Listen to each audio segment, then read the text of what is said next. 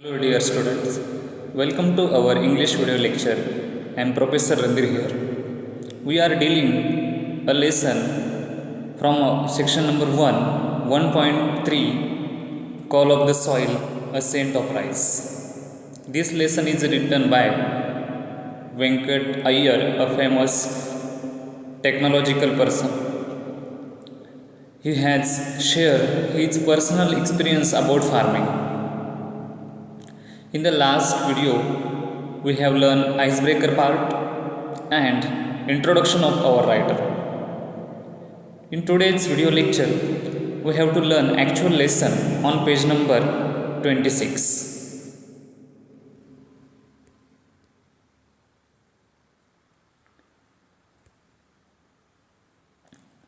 Page number 26. The first crop. In the first paragraph, the title for it, the first crop, पहिलं पीक. Our writer experience share with us about farming and what kind of crops he had taken in first. All information is given in this paragraph. It was April 2004. I stood in the middle of lush green field of moog, green gram, and looked around me. It was April 2004. Our writer is saying that it was 2004. April month was progressing, and at the right moment, he was standing in the middle of the lush green field of moog. April महिन्यामध्ये 2004 साली ते त्यांच्या शेतामध्ये उभे होते. मध्यभागी उभे असताना आजूबाजूला मूग हे पीक त्यांनी घेतलेलं होतं. लश मीन्स ग्रोईंग लक्झरियसली, जोमाने वाढलेले असे मुगाचं पीक त्यांनी घेतलेलं होतं. It's call green gram in English. मूग आपल्याला माहितीच आहे, एक डाळ बनवली जाते मुगाची. हा जो कडधान्य पीक आहे, याचं उत्पादन रायटरने 2004 साली प्रथमतः घेतलेलं होतं. त्याबद्दलचा एक्सपिरियन्स ते शेअर करत आहेत. अँड लुक अराउंड हिम. त्या शेतामध्ये उभे असताना तो लश ग्रीन फील्ड बघून त्यांनी आजूबाजूला नजर फिरवली. It was just before sunrise.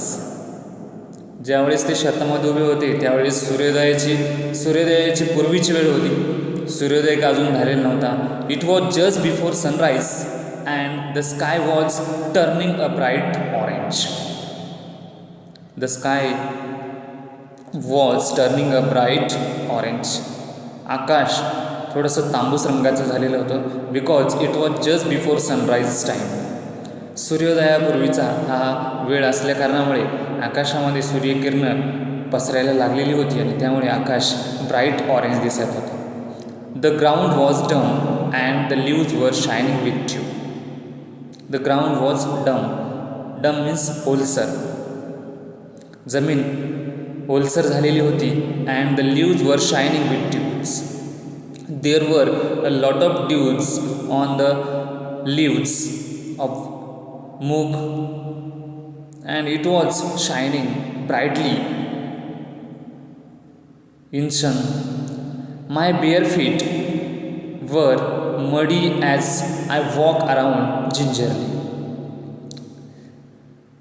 जमीन ओलसर असल्या कारणामुळे त्यांच्या पावलांना बेअर फूट म्हणजेच अनवाणी पाऊल, की त्यांनी चप्पल वगैरे पायामध्ये परिधान केलेली नव्हती आणि ते शेतामध्ये चालत होते आणि परिणामतः त्यांच्या पायांना चिखल लागलेला होता.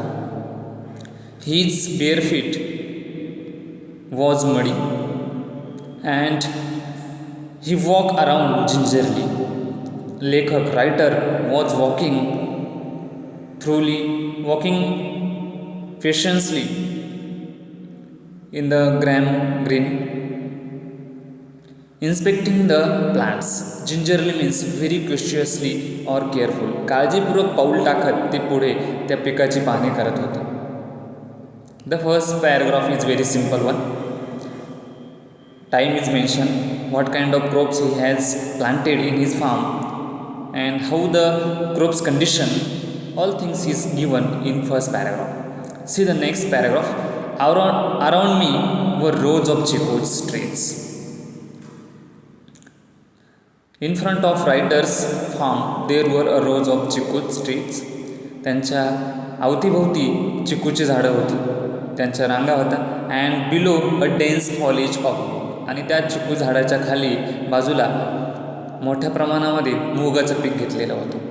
फॉलेज the leaves of trees or plants, त्या पानगळ झालेली होती मूग पिकाची, ती हिरवीगार पानं त्या ठिकाणी प्रचंड डेन्स म्हणजे दाट प्रचंडपणे पसरलेली होती.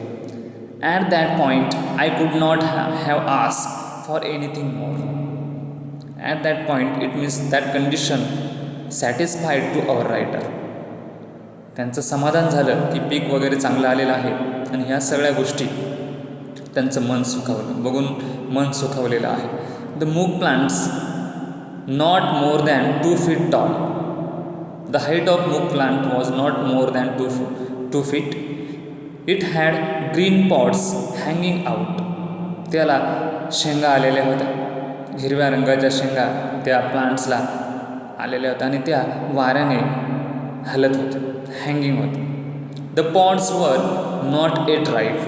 पॉट्स म्हणजे शेंगा, त्या अजून काही पिकलेल्या नव्हत्या, परिपक्व झालेल्या नव्हत्या. The pods were not yet ripe and there was a light birds growing on them. And there was a light birds. Birds म्हणजेच की त्या शेंगांच्या वरती आलेले बारीकसे केस, तंतू म्हणू शकतो आपण त्याला.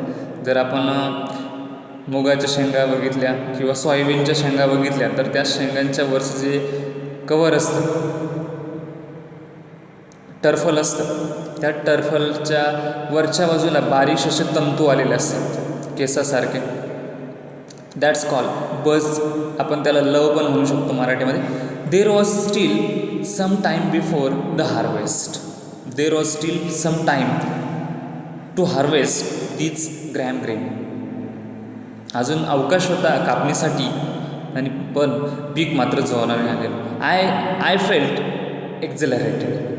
Writer feel exhilarated. Exhilarated means अत्यानंद त्यांना झालेला, अत्यंत खुशीत होते. See the next paragraph. I stood watching the sunrise above the towering trees across the fence. I stood watching. त्या ठिकाणी सूर्योदय बघत ते उभे होते, आणि त्यांच्यासमोर ती झाडं होती चिकूची. Trees cross the fence and slowly made my way back to the house. सूर्योदय बघितल्यानंतर रायटर ते आता घराकडे निघालेले. Made his way back to his house. A white structure in the middle of his greenery. त्या सर्व शेताच्या मध्यभागी त्यांचं शेत होतं, घर होतं. That's called white structure. White structure means house of writer. I could not believe that I was the owner of this land and that was looking at my first crop.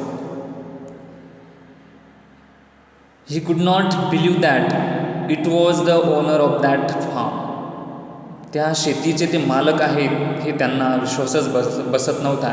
Actually ते IT क्षेत्र IBM या कंपनीमध्ये project manager ह्या पदावरती कार्यरत होते, आणि काही वर्ष त्यांनी सेवा केल्यानंतर त्यांनी मन वळवलं की शेती करूया, आणि ते प्रथमतः शेती करत आहेत. It was the first experience of writer of farming. Therefore he was not believe in that I was looking at my first crop. ते त्यांचं प्रथम घेतलेलं पीक बघत होते ॲज अ फार्मर. एक शेतकरी म्हणून पहिलं पीक ते बघत होते. After I had paid the advance money for the land to buy this land. He pay advance money. I thought I would have some time to get familiar with farming.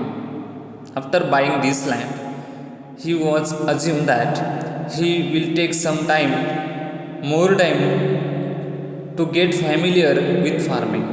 त्यांना वाटलं होतं की शेतीशी मिळते जुळते होण्यासाठी आपल्याला कमीत कमी बऱ्याच कालावधी लागेल असं मनामध्ये वाटलेलं होतं. But Morudada, a friend of writer, Morudada the broker who got us the land. Morudada की ज्याने हा सर्व शेतीचा व्यवहार घडवून दिला, दलाल म्हणू शकतो आपण त्याला, किंवा मध्यस्थी म्हणू शकतो generally. Broker, agent in other word, त्याने ही शेती घेण्यासाठी बरीचशी पुढाकार घेतला, मदत केली. Had other ideas. Who got us the land had other ideas. त्याच्याकडे वेगळी कल्पना होती. He was keen that we plant moong at once. And he was keen, keen म्हणजेच इच्छा असणे. ही वॉज डिटरमाइंड और he was willing to plant moong at once. I was not prepare for this. मी मूग पेरावा अशी त्याची इच्छा होती, मनोमन इच्छा होती, आणि पण मी मात्र, म्हणजेच it means writer was not prepare for that. I was still reading books and trying to figure out what we could sow and how we should go about it. He was still reading some books to gain more information about farming, and after getting a proper information they will utilize in their farming development of their farm. I was still reading books and trying to figure out means to find out something good for farming and as well for personal life, what we could sow and how we should go about it. काय पेरावं आणि त्यातून कसं उत्पादन काढावं याचं सर्व काही लेखाजोखा त्या पुस्तकाच्या माध्यमातून शोधण्याचं कार्य रायटरचं झालं होतं. Morudada was quite firm. He was determined. He said the season was right for sowing moong and the best seeds were available in Surat in the adjacent state of Gujarat. Morudada was determined. Quite firm म्हणजेच की त्याने ठामपणे ठरवलेलं होतं की आपण मुगाचं पीक घेतलं पाहिजे. He said that season was right for sowing moong and he also declare that the season is very good for sowing of moong. So we must have to buy some best seed from market. Therefore they travel a place which name is Surat. त्यांनी सुरत या शहरातून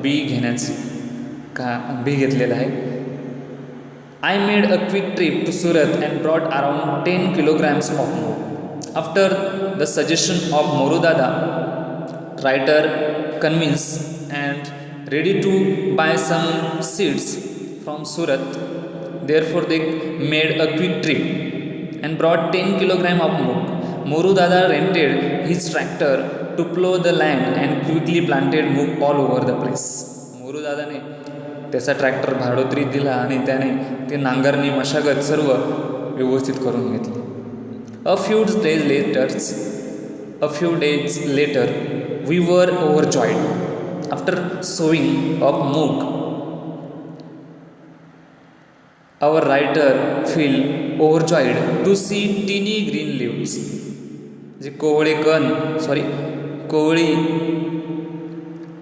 उगवलेली रोपं, मुगाचे पीक उतरून पडलं आहे याचा आनंद त्यांना झालेला आहे.